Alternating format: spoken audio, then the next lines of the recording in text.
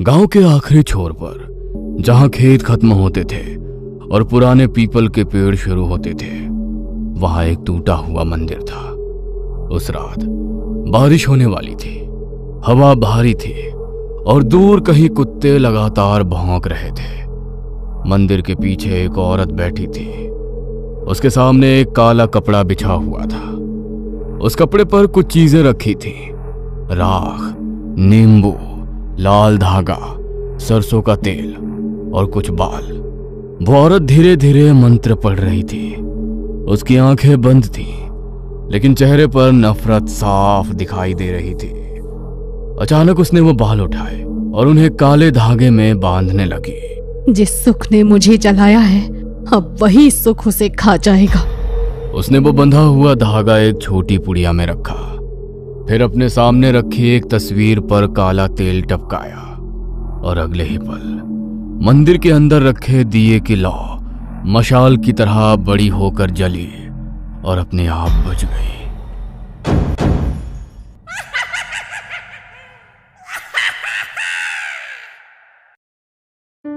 धर्मपाल का परिवार गांव में सम्मानित माना जाता था। 2 बेटे थे, अजय और विजय। अजय बचपन से तेज था। वो पढ़ाई करके शहर चला गया और धीरे धीरे उसने अपना व्यापार खड़ा कर लिया। कुछ ही सालों में उसके पास बड़ा घर, गाड़ी, नौकर और पैसा सब कुछ आ गया। लेकिन अजय कभी अपने परिवार को नहीं भूला। हर महीने गांव पैसे भेजता, माँ बाप की दवाई, घर की मरम्मत, खेती का खर्च, यहाँ तक कि विजय के बच्चों की फीस भी वही भरता। जब भी गांव आता, पूरा घर खुश हो जाता। देखो, अजय फिर से बच्चों के लिए कितने खिलौने लाया है। मीरा भी बहुत अच्छे स्वभाव की थी। वो कभी विजय और कविता को छोटा महसूस नहीं होने देती। गुड़िया के लिए कपड़े, विजय के लिए घड़ी, कविता के लिए साड़ी, हर बार कुछ ना कुछ लेकर आती।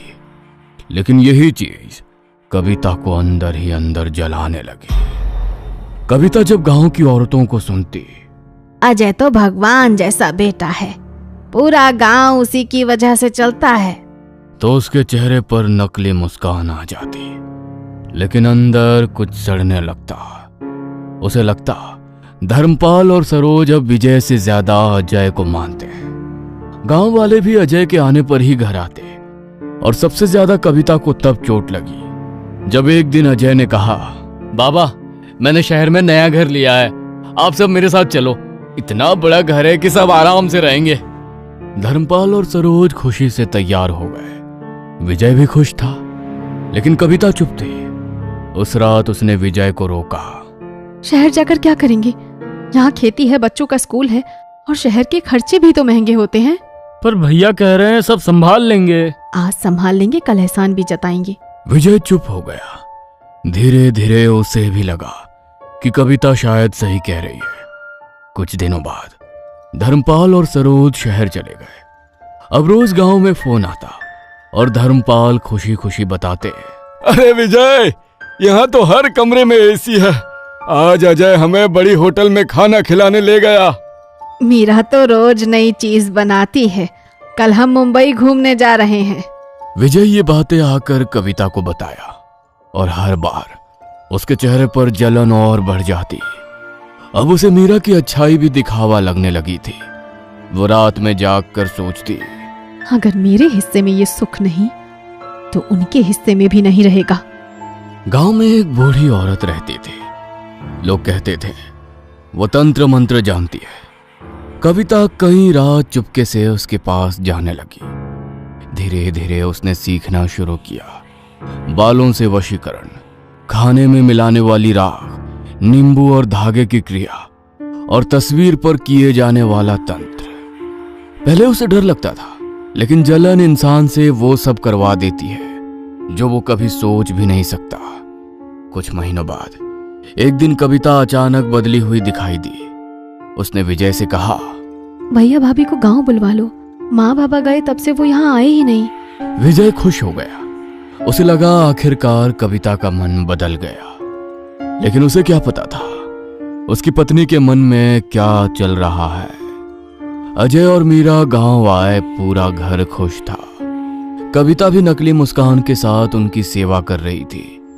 लेकिन रात होते ही वो बदल जाती। एक रात जब सब सो गए, वो धीरे से अजय के कमरे में गई। उसने सोते हुए अजय के सिर से कुछ बाल काटे, फिर उसके बटुए में एक छोटी पुड़िया रख दी। अगले दिन उसने अजय के खाने में राख मिलाई और मुस्कुराते हुए खाना परोसा। भैया, आपके लिए खास खीर बनाई है। अजय मुस्कुराकर खाने लगा और कविता चुपचाप उसे देखती रही। उसकी आंखों में अब इंसानी भाव नहीं बचे थे। इस बात की घर में किसी को कोई खबर नहीं थी। कुछ दिन गांव में बिताने के बाद अजय वापस शहर लौट गया।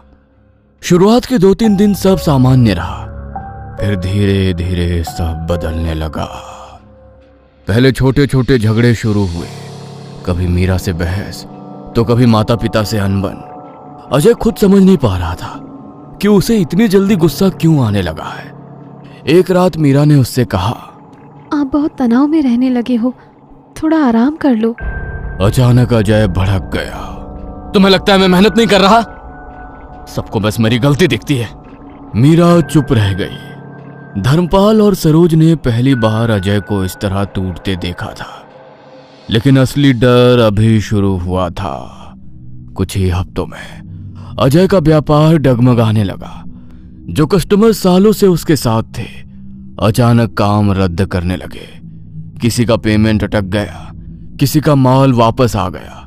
एक बड़ा कॉन्ट्रैक्ट जो लगभग पक्का हो चुका था, आखिरी समय पर टूट गया। बिजनेस पार्टनर भी अब उस पर शक करने लगे। अब अजय, तुम्हारे फैसले अब पहले जैसे नहीं रहे। तुम हर काम बिगाड़ रहे हो। अजय पूरी रात फाइलों के सामने बैठा रहता, लेकिन उसका दिमाग जैसे काम करना बंद कर चुका था। कई बार उसे लगता जैसे कोई उसके कान में फुसफुसा रहा हो। रात में अचानक उसकी नींद खुल जाती और उसे लगता कमरे में कोई खड़ा है। उसकी अलमारी के पास कोई काली परछाई खड़ी थी। अजय घबरा कर उठा, लाइट जलाई, लेकिन वहां कोई नहीं था। धीरे धीरे घर की हालत खराब होने लगी। लोन की किश्तें रुकने लगी, नौकर चले गए, बैंक से फोन आने लगे। एक दिन मीरा ने डरते हुए पूछा, अगर अगले महीने भी पेमेंट नहीं हुआ तो क्या हमें घर छोड़ना पड़ेगा? अजय ने कोई जवाब नहीं दिया, क्योंकि उसे खुद भी यही डर सताने लगा था। धर्मपाल और सरोज रोज गांव फोन करके विजय को सारी बातें बताने लगे। पता नहीं क्या हो गया है अजय को, काम कम होता जा रहा है, घर में हर वक्त तनाव रहता है। अगर ऐसे ही चलता रहा तो शायद घर भी बेचना पड़े। विजय ये सब सुनकर परेशान हो जाता, लेकिन जब उसने ये बातें कविता को बताई तो उसके चेहरे पर एक अजीब सी शांति आ गई। उसने मन ही मन सोचा, तो आखिर असर शुरू हो गया। उस रात कविता ने विजय से कहा, मुझे लगता है भैया पर कोई बुरी नजर है, उन्हें गांव बुलाओ, यहाँ तांत्रिक इलाज करवाना पड़ेगा। तुम्हें सच में ऐसा लगता है? भगवान नाराज हुए होंगे, इतनी जल्दी कोई इंसान ऐसे नहीं टूटता। विजय को उसकी बात सही लगी। उसने अजय को फोन किया, भैया कुछ दिन गांव आ जाओ, यहाँ मन भी शांत हो जाएगा। टूटा हुआ अजय तुरंत मान गया। इस बार कविता पूरी तैयारी में थी। रात को जब सब सो जाते, वो चुपके से मंदिर के पीछे जाती, काला कपड़ा बिछाती, अजय की तस्वीर रखती और उसके ऊपर सरसों का तेल टपकाती।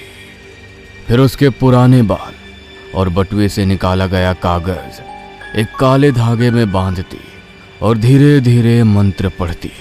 इसका भाग्य ऊंचा है, वो नीचे गिरे। इसका घर रोशन है, उसका दीप बुझ जाए। हर रात के बाद अजय और कमजोर होने लगा। गांव से शहर लौटते ही वो बुरी तरह बीमार पड़ गया। उसे तेज बुखार रहने लगा। डॉक्टरों को कुछ समझ नहीं आ रहा था। रिपोर्ट नॉर्मल थी, लेकिन अजय की हालत बिगड़ती जा रही थी। वो रात में अचानक उठकर बैठ जाता और खाली दीवार को घूरने लगता।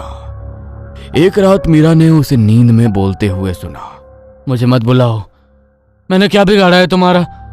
मुझे मत बुलाओ, मैंने क्या बिगाड़ा है तुम्हारा? मीरा डर गई। अब सरोज को कुछ अजीब लगने लगा था। उन्होंने गौर किया, अजय की हालत हर बार गांव से लौटने के बाद ही बिगड़ती है।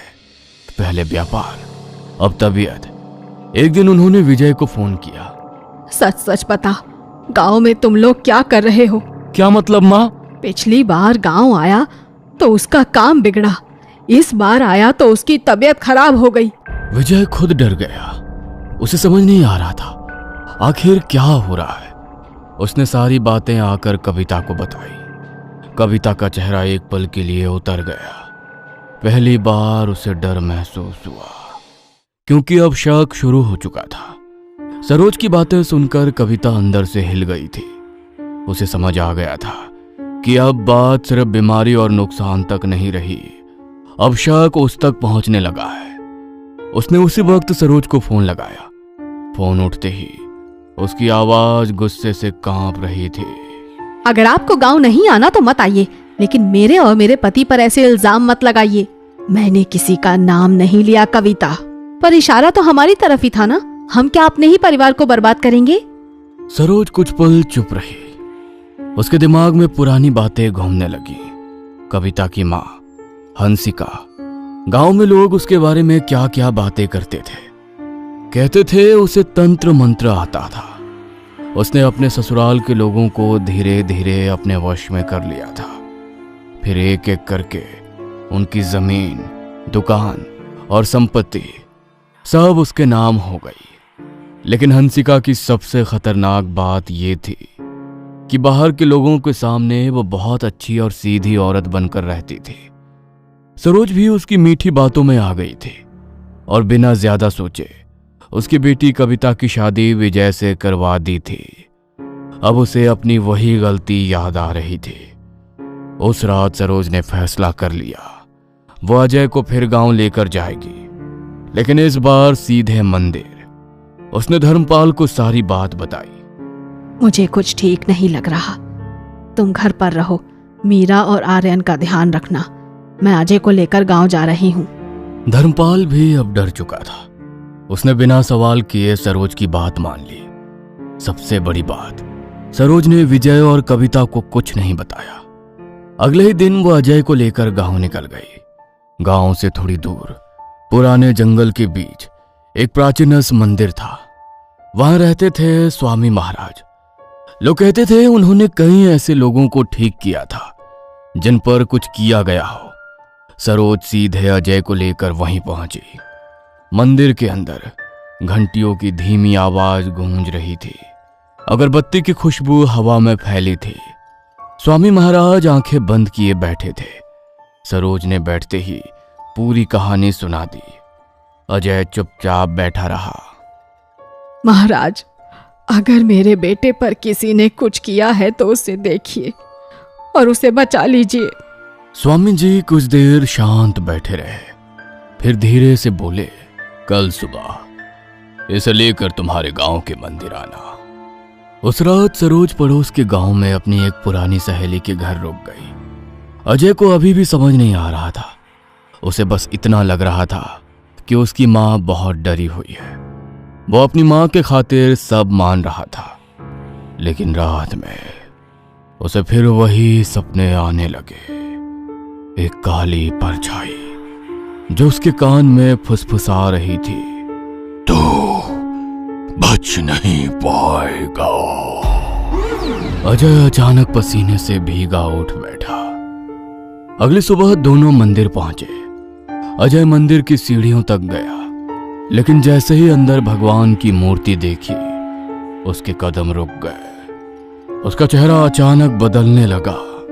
मां, मुझे अंदर नहीं जाना, चलो यहां से। सरोज का दिल धड़क उठा। ये वही अजय था जो रोज पूजा किए बिना घर से नहीं निकलता था। आज वो भगवान से मुंह फेर रहा था। सरोज ने तुरंत स्वामी जी को आवाज लगाई। महाराज, ये मंदिर के अंदर आने से मना कर रहा है। स्वामी जी समझ गए। उन्होंने पास रखी राख उठाई और अजय के माथे पर लगा दी। अगले ही पल अजय का शरीर जोर से कांप उठा, जैसे उसे बिजली का झटका लगा हो। वो पीछे गिर पड़ा और जोर जोर से सांस लेने लगा। मंदिर के अंदर बैठे लोग डर गए। स्वामी जी की आंखें गंभीर हो गईं। इस पर कुछ किया गया है। सरोज की आंखों से आंसू निकल पड़े। और जिसने किया है वो कोई अपना ही है। उसे इसकी तरक्की, इसकी खुशी और इसके परिवार से जलन है। सरोज का दिमाग सीधे कविता की तरफ गया, लेकिन उसने कुछ नहीं कहा। स्वामी जी ने अगले दिन विशेष पूजा रखी। सुबह से ही मंदिर में तैयारी शुरू हो गई। हवन कुंड बनाया गया। गंगा जल, कपूर, पीली सरसों और पवित्र राख रखी गई। अजय को हवन के सामने बैठाया गया। जैसे ही मंत्र शुरू हुए, अजय बेचैन होने लगा। उसकी सांसें तेज हो गईं। अचानक वो जोर से चिल्लाया, बंद करो ये सब, मुझे यहां नहीं बैठना। उसने उठने की कोशिश की, लेकिन दो लोगों ने उसे पकड़ लिया। कुछ देर बाद वो अचानक हवन कुंड की तरफ झपटा, जैसे आग बुझाना चाहता हो। उसने कई बार हवन की लकड़ियां उठाकर फेंकने की कोशिश की। उसकी आंखें लाल हो चुकी थीं और वो भारी आवाज में गुर्राने लगा था। मंदिर में मंत्रों की आवाज लगातार गूंज रही थी। हवन की आग अब तेज हो चुकी थी। अजय जमीन पर बैठा बुरी तरह कांप रहा था। कभी वो चीखता, कभी हंसने लगता और कभी अचानक रोने लगता। मंदिर में बैठे लोग डर चुके थे। स्वामी महाराज लगातार मंत्र पढ़ रहे थे। उनकी आवाज भारी होती जा रही थी। फिर उन्होंने हवन से राख उठाई और सीधे अजय के सिर पर डाल दी। अगले ही पल अजय जोर से चीखा। ऐसा लगा जैसे उसके अंदर से कोई चीज बाहर निकल रही हो।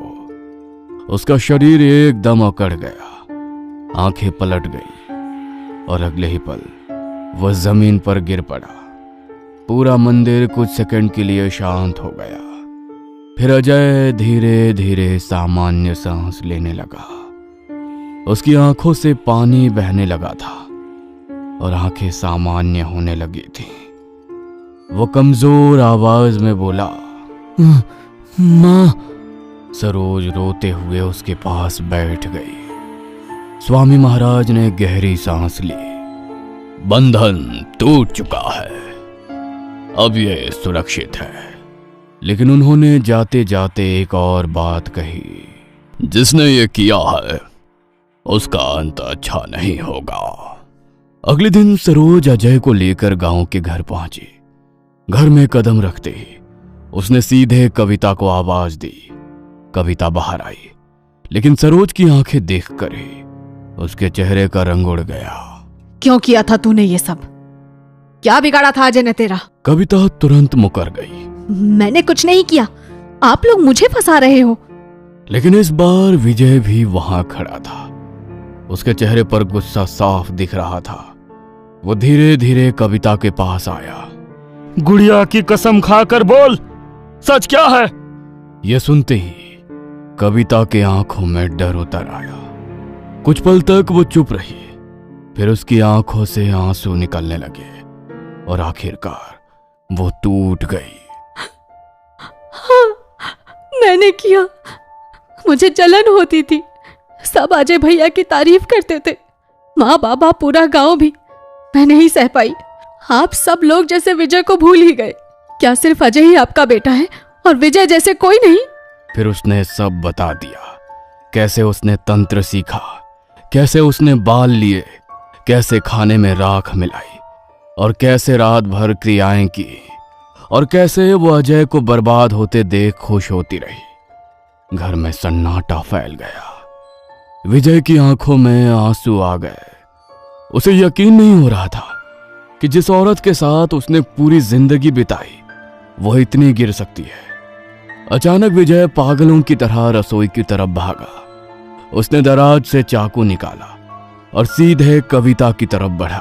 तूने मेरी भाई की जिंदगी बर्बाद कर दी। मैं तुझे जिंदा नहीं छोड़ूंगा। कविता डर कर पीछे हटने लगी। तभी अजय ने दौड़कर विजय को पकड़ लिया। नहीं विजय, बस कर, और पाप मत कर। विजय फूट फूट कर रोने लगा। उस दिन उसका परिवार पूरी तरह टूट चुका था।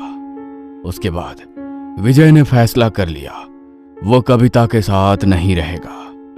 वो गुड़िया को लेकर अजय और सरोज के साथ शहर चला गया। कविता उस पुराने गांव वाले घर में अकेली रह गई। अब ना कोई उससे बात करता था, ना कोई उसके घर आता था।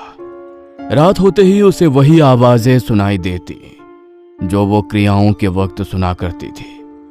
कभी उसे लगता कोई आंगन में चल रहा है, कभी उसके कमरे में काले साए खड़े दिखाई देते, और कई रात उसे ऐसा लगता जैसे कोई उसके कान में फुसफुसा रहा हो।